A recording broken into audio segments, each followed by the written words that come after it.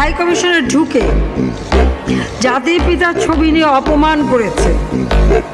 এত সাহস কোথা থেকে পাই আমি জিজ্ঞাসা করি।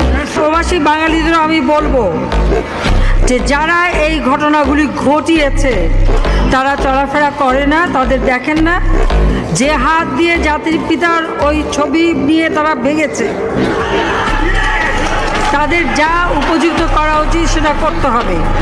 কারণ জাতির পিতার নাম মুছে ফেলার চেষ্টা করা হয়েছিল, তো তারিখ যেহেতু দূরের কথা, ওর বাপ তো চেষ্টা করেছিল এই নাম মুছতে, ওর বাপও চেষ্টা করেছে, মাও চেষ্টা করেছে। তারা কি পেয়েছে নাম মুছতে?